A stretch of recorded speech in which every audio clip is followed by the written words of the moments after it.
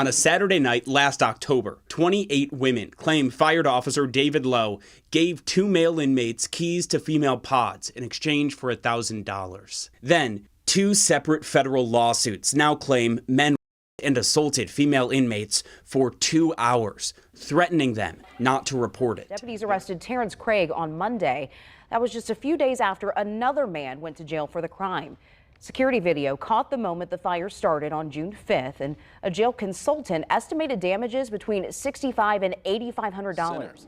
Mags were called to the jail around 8:30 last night, and that's according to Sheriff David Gladio, he said the confinement officer was picked up and slammed to the concrete floor and knocked unconscious. 2 inmates were doing what's called a routine inmate count. So when the inmates returned to their cells, one of them, identified as Jamond Harris, reportedly refused commands and then began arguing with the deputy. That deputy then used her pepper spray on Harris, and that's when things escalated. Harris reportedly began punching the deputy several times, knocking her to the ground. And both men are back in jail tonight. They are on lockdown. Their path to freedom was a hole they cut in the metal part of the jail. The sheriff himself up there right now making that repair.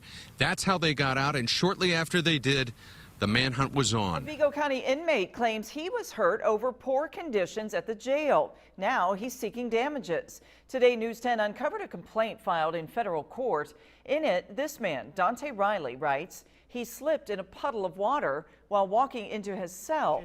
Across the state of Indiana, from the bustling streets of Indianapolis to the quiet backroads of Newcastle, the walls of its county jails tell a dark and dangerous story. These are not just holding facilities, they are pressure cookers of overcrowding, neglect, corruption, and violence. Behind the steel doors and flickering lights, men and women await trial in conditions that sometimes rival the state's toughest prisons. In this investigative documentary, we uncover the most dangerous county jails in Indiana, places where riots, suicides, staff corruption, and medical neglect have led to tragedy. From Marion County's decades-long battle with overcrowding, to Lake County's history of filth and federal intervention, to Clark County's shocking night of terror, the pattern is clear. Indiana's jails are cracking under the weight of systemic failure. Each story is a window into the darker side of pretrial detention, where justice delayed can also mean justice denied. Marion 2 inmates were doing what's called a routine inmate count. So when the inmates returned to their cells, one of them, identified as Jamond Harris, reportedly refused commands and then began arguing with the deputy. That deputy then used her pepper spray on Harris, and that's when things escalated. Harris reportedly began punching the deputy several times, knocking her to the ground. Other deputies arrived to gain control of the situation, and the injured deputy was beaten so bad she was taken to the hospital. Marion County inmate on the run has been captured. 34-year-old Jessica Stinger escaped October 15th after she assumed her cellmate's identity and slipped out of the jail. She was caught yesterday on the southwest side of Indy. Stringer was initially facing drug charges. Now she's also charged with escape, identity deception, and forgery.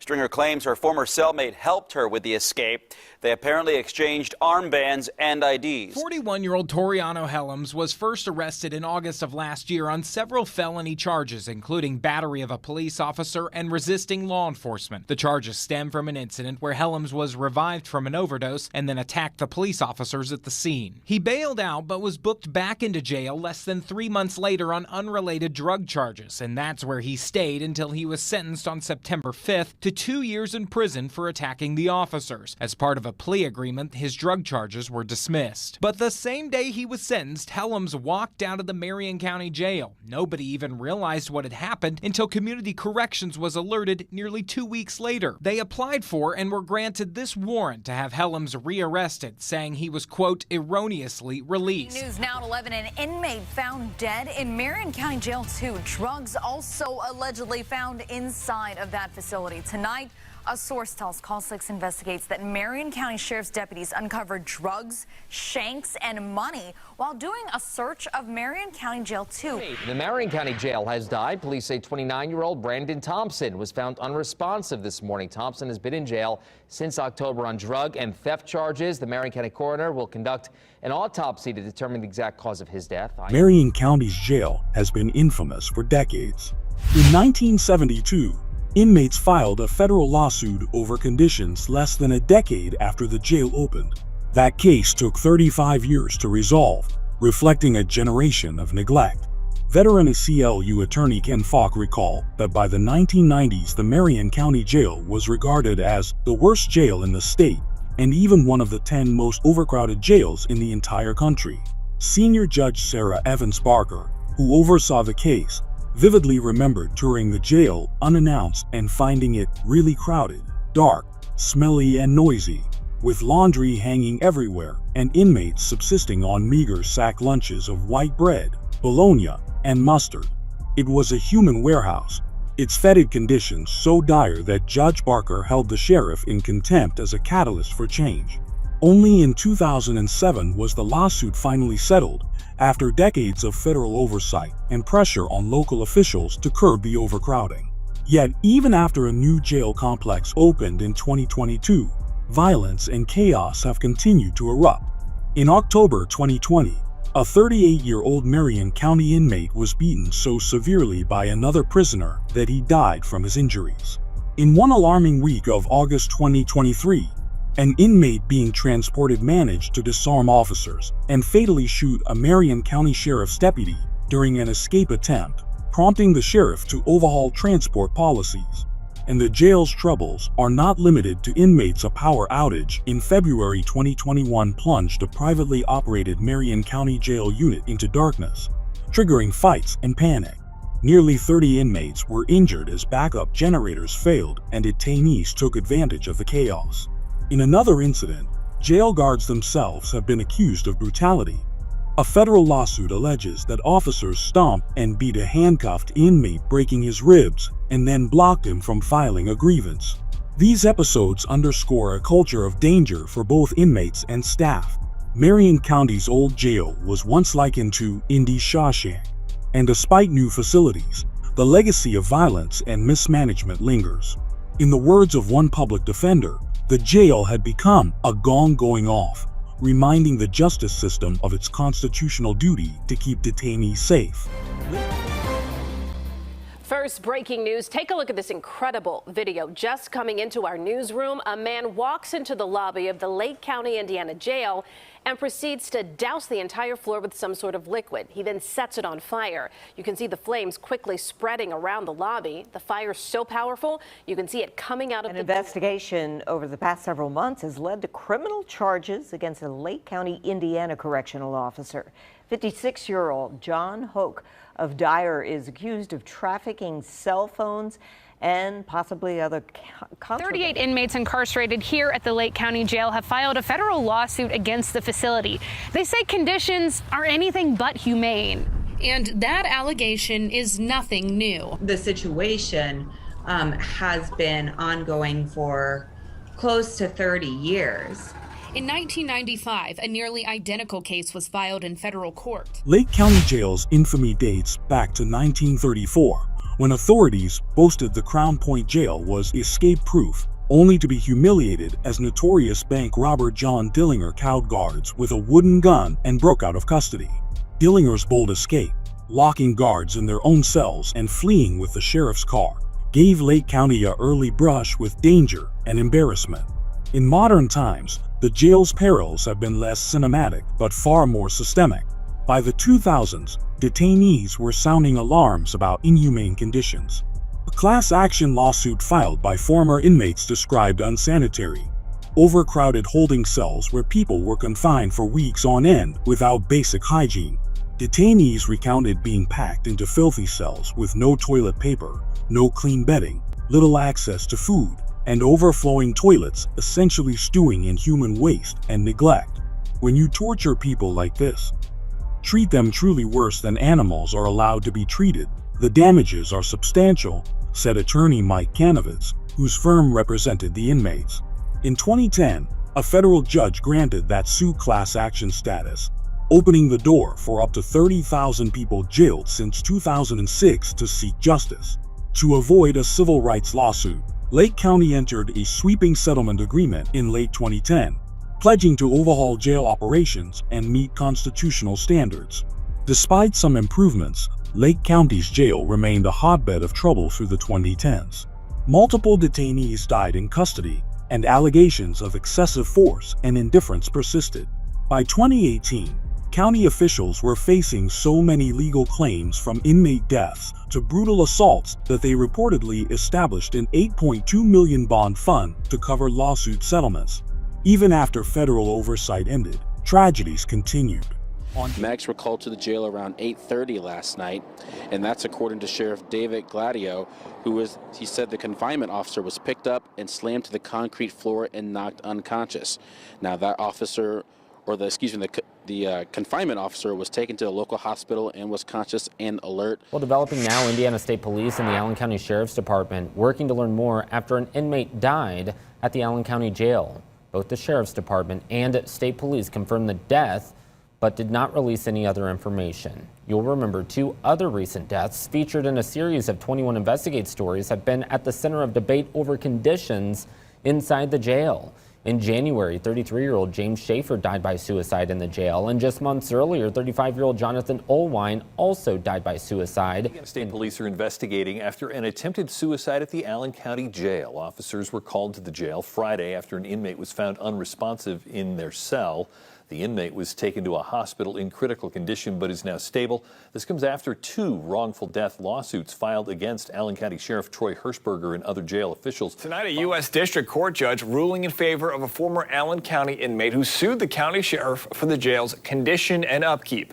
U.S. District Court Judge Damon Lechty agreeing with Vincent Morris, saying the Allen County Jail is chronically overcrowded and understaffed, leading to problems threatening prisoners inside. On any given day in recent years, the Allen County Jail held far more people than it was ever designed for. Cells meant for a single inmate housed 3 or 4. Hallways overflowed with bunks. In January 2020, the ACLU of Indiana filed a class action lawsuit on behalf of those crammed inside, calling the conditions dangerous, unconstitutional, and urging immediate relief. In 2022, a federal judge agreed, declaring the jail conditions unlawful and ordering Allen County to build a new, larger facility. But bricks and mortar take time, and in the interim, the old jail's troubles have turned deadly. Attorney Stephen Wagner, who represents families of deceased inmates, observed a disproportionate amount of deaths in the Allen County Jail over the past several years. At least 3 inmates died in custody in a recent span, including suicides that families allege were preventable with proper care. Each tragedy highlights systemic failings. Wagner points to a triad of factors behind the danger. First, there's overcrowding. Second, there's understaffing. And the third factor is simply the old physical plant, the facility itself. All of those come together to make it extremely dangerous for inmates. Overcrowding means mental health needs go unmet and minor conflicts turn violent. Understaffing leaves officers stretched too thin to monitor at-risk prisoners or de-escalate tensions. And the antiquated jail infrastructure, decaying locks, poor sightlines, failing cameras provides fertile ground for riots, escapes, or unnoticed medical crises. Just past midnight on October 24th. On a Saturday night last October, 28 women claim fired officer David Lowe gave 2 male inmates keys to female pods in exchange for $1,000. Then, 2 separate federal lawsuits now claim men and assaulted female inmates for 2 hours, threatening them not to report it. They're hiding in their beds underneath the covers. They're hiding in the bathroom, and because of how long this went on, that didn't work. And this is the same jail that hosted television docuseries 60 Days In. This is the Clark County Jail. Get the down me. Where volunteers recorded life inside the Clark County Jail. It led to the firing of several officers. And after this most recent lawsuit, attorneys say more change is needed. Filed a federal lawsuit claiming they were sexually assaulted at the Clark County Jail. The lawsuit claims one of the women was raped. 2021. Screams began echoing through the women's wing of the Clark County Jail. According to court filings, male inmates had bribed a guard with $1,000 for the keys to restricted areas. Using this purchased key, a group of male detainees unlocked the doors to pods 4E and 4F, the women's section, and flooded into the female cells. What followed was described by 8 women as a night of terror. For several unspeakable hours, the men raped, groped, and assaulted dozens of female inmates, beating them and threatening to delete them if they cried out for help. The women huddled in fear, some pressing emergency call buttons in desperation. But no officers came to their rescue. Later it emerged that surveillance cameras recorded much of the carnage, yet jail staff failed to respond until it was over. By dawn, the women were bloodied and traumatized, left in the locked pods with their attackers now gone. The guard who sold the keys, David Lowe, was swiftly fired and arrested for aiding the escape of the men into the women's block. But for the victims, the damage had been done. In July 2022, a group of these women filed a federal civil rights lawsuit against Clark County Sheriff Jamie Noel and multiple jail officers. The scandal made national headlines and became a focal point in the local sheriff's race, with calls for accountability. Shockingly, this was the same jail featured on the TV show 60 Days In a few years prior, when a new sheriff Noel invited cameras and civilian infiltrators to expose corruption and contraband among inmates. While that reality show ended after 2 seasons with promises of reform, the Night of Terror revealed that deep-rooted problems persisted. And welcome to News 10 on My Fox 10. One man arrested in a Wabash Valley murder case. Vigo County Coroner Susan Amos said William Powell died yesterday at the Vigo County Jail of blunt force trauma to the stomach. Inmates alerted jailers to a man unresponsive in a cell. Authorities tried to revive Powell but were unsuccessful. Today, police issued a warrant for Jimmy Ross. He was taken into custody just after 5 o'clock this afternoon. Ross is being charged with involuntary manslaughter and battery resulting in serious bodily injury. A Vigo County inmate claims he was hurt over poor conditions at the jail. Now he's seeking damages. Today, News 10 uncovered a complaint filed in federal court. In it, this man, Dante Riley, writes he slipped in a puddle of water while walking into his cell. He claims the water came from a leaking roof in his cell block. Riley said he hurt his head, back, and shoulder when he fell. Riley wrote the living conditions inside the jail are unconstitutional. He wants money for his injuries and any future treatment related to those injuries. The Vigo County Jail in Terre Haute has waged a war of attrition with the courts over its conditions. For more than 20 years, this jail has been the target of federal lawsuits over overcrowding. Inmates packed beyond capacity, some sleeping on concrete floors, led the ACLU to sue the county as far back as 2002, and again in subsequent years, for violating detainees' 8th Amendment rights. A federal judge repeatedly found that Vigo's jail failed to provide basic humane conditions, but progress came slowly. Local officials oscillated between quick fixes like capping the population or transferring prisoners and plans to build anew. In 2017, facing yet another federal court order, county commissioners finally approved constructing a larger jail. Nevertheless, the new jail was greenlit. By late 2023, construction neared completion on a modern facility meant to finally relieve the strain. But in a twist that underscores the challenge, projections showed that by the time the expanded jail opens, it will already be about 80% full. The cycle threatens to continue. As capacity grows, there's a risk the jail will simply fill with more low-level arrestees, unless policies change. Sheriff John Sproles fired Henry County Corrections Officer Curtis Doty for use of profanity. His employment at the jail was terminated the morning after he used a pepper ball gun, like this one, to shoot jail inmate Matthew Flick. I don't know what his motive was. Inmates were led into the recreation area and patted down by jail staff. Then they were told to sit on the floor and face the wall. Doty, armed with a pepper ball gun, repeated the command to Flick. The fire began around 2 o'clock in the morning. Inmates started the fire to disable the locks and gain access to a common area. This is a photograph of the area where the fire started. Inmates in the past have been able to heat up the rubber tubing in the door mechanism and gain access to that common area.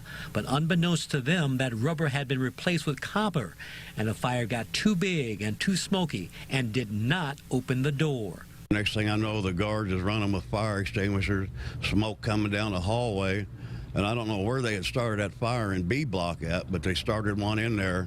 Inmates disabled the cameras in cell block B. That is why you see black in this bank of monitors that jailers use to watch the inmates. It was imperative to fix the door so it could not be opened by heating it up. Inmate is facing attempted murder charges for reportedly stabbing 2 people inside the Newcastle Correctional Facility.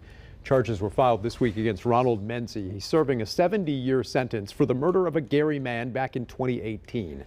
Investigators say he was in a group therapy session April 28th when he reportedly attacked the counselor. He also reportedly stabbed another inmate who tried to stop all this. Right now, Indiana State Police are looking for an inmate who escaped from the Henry County Jail.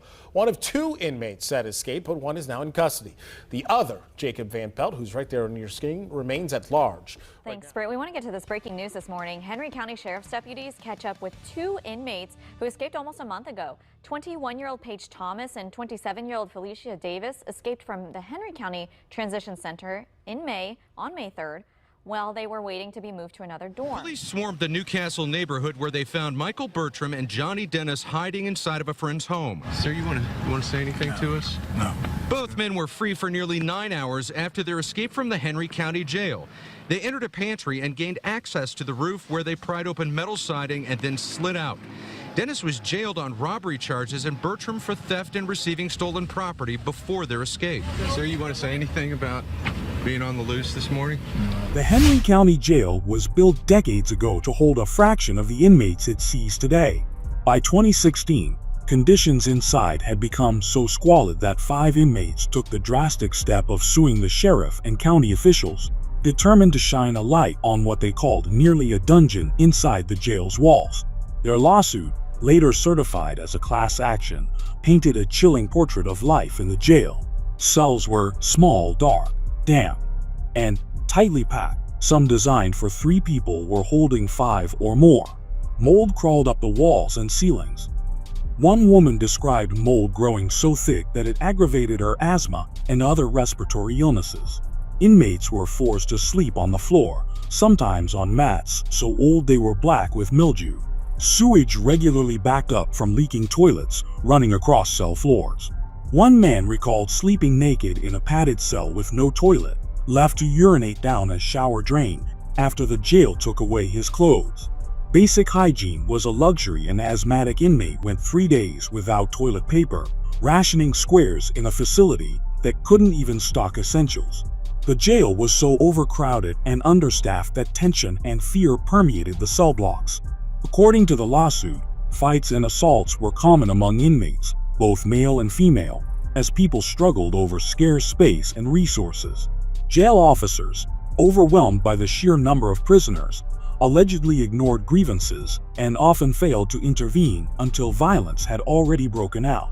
In legal filings, the plaintiffs argued that the sheriff could not assure inmates safety or provide adequate health care or recreation, in short, that every basic right was being violated by the sardine-king conditions.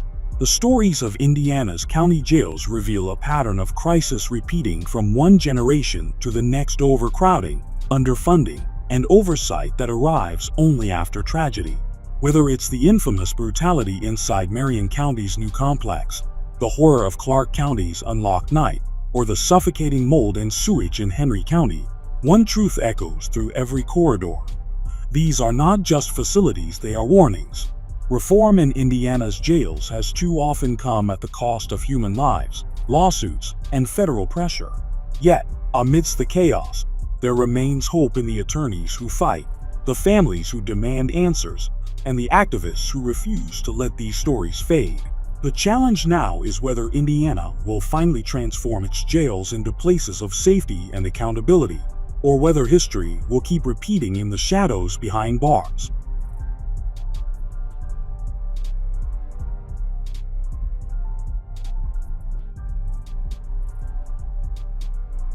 The confinement officer was hospitalized just yesterday evening after being attacked at the Allen County Jail, also downtown, just steps away from the Justice Center.